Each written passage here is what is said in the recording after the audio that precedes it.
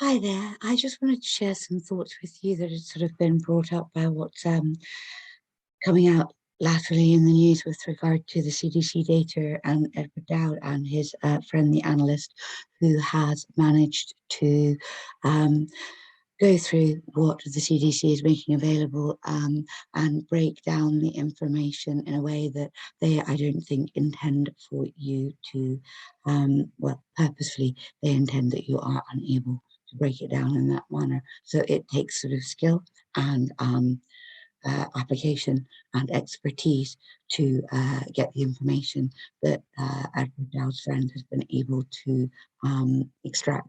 Now, that being the case, he says to anybody that would like to that he would, welcome and encourage them to do the same thing so that they can verify or, counter his findings. He is not trying to say that he has any kind of monopoly on the right to investigate what the CDC have put out there. In fact, he would be delighted if other people would go ahead and investigate it too. All of that being said, the news is really, really, really sad. It's awful. So if you haven't come across it before, I really do apologize for being the one to tell you. Um, it's likely, though, most of you have already heard.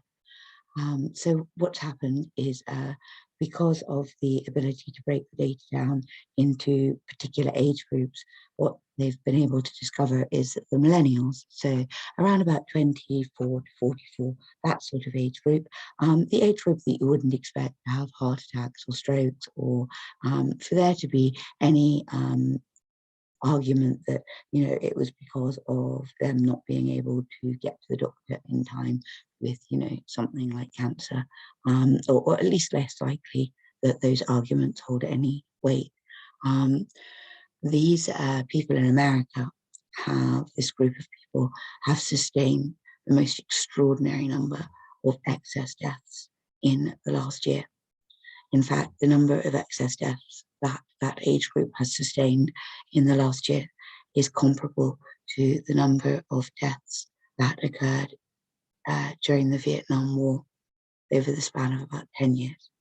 So the information is truly, truly horrific and frightening. Um, and it has led people to go from words that have been being used before to the word democide, which apparently I just learned there. So I'm just sharing what I've learned. Means, when your government, kills you. So, or, attempts to kill you. So, no, well, kills you. So, I mean, it's not democide if they don't pull it off. So, presumably, it means, government mandated death, basically. And the problem is that the deaths really spike around about the mandating time. So, tells you a lot. Uh, Now, the reason that I bring it up when everybody's already, talked about it before is because I was talking to a lovely lady, Rhonda Louise, yesterday from Ohio. You can find our conversation on my YouTube channel. And I won't recap that, but there was one because it would be nice if you went to watch it because she's a wonderfully informed lady, not just about Ohio, but about Australia, which is like gold at the moment, isn't it? Getting information about Australia. Anyway, one of the things that we talked about led us to discuss how because we are now seeing the fi-zer documents being released that they didn't want to release, and because they, acknowledged that there were extraordinary numbers of injuries, and they were well aware of it.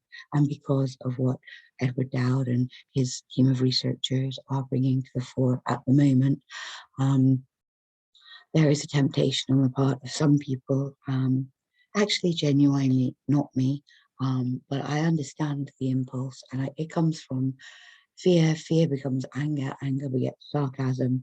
It's none of it comes from a good place, but it also doesn't necessarily come from a malicious place, an intentionally malicious place. There's this temptation anyway for some people to say, "Well, I told you so," or to poke fun at people because they put fun at them, or because they felt they wouldn't listen. My take on it, and the reason I wanted to make this little video, was to say that these people that have been hurt, or the people who've been coerced and haven't been hurt, but who knows what may occur in the future, and also they've been hurt anyway. Everybody's been hurt by this, but particularly people who have gone along with the narrative have been hurt by it. And so I mean, people who haven't gone along with the narrative have been hurt by it, but they've been hurt by it in a different way. And hopefully it's a recoverable way, or we've all got work to do, all of us. But the problem for the people who have gone along with the narrative and have been injected is that this is all terrifying and horrific information to come out. And the thing that I wanted to say was that we mustn't poke fun at anybody either way, because we belong to each other. The people who've been hurt by the vaccine are our wounded. They belong to us, not to them. They're our wounded. They belong to humanity. We are humanity, and we need to take care of them. And like I said, we're wounded too, and we need their compassion as well. We need to take care of each other. We belong to each other. The division that has been wrought has been imposed on purpose.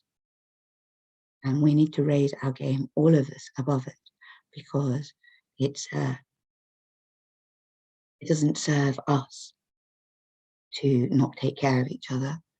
And also for the people who have been wounded by the vaccine, as you'll know, if you have followed my journey with Angelia, or Angelia's journey, and my, having the good fortune to have met her and to spend some time with her as she goes through this very difficult time in her life, you'll know that there is no help for these people, because of the way everything was put together, so it would unfold thus, that there was no help for them.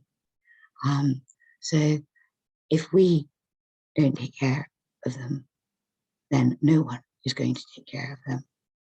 And they deserve better than that. They deserve so much better than that.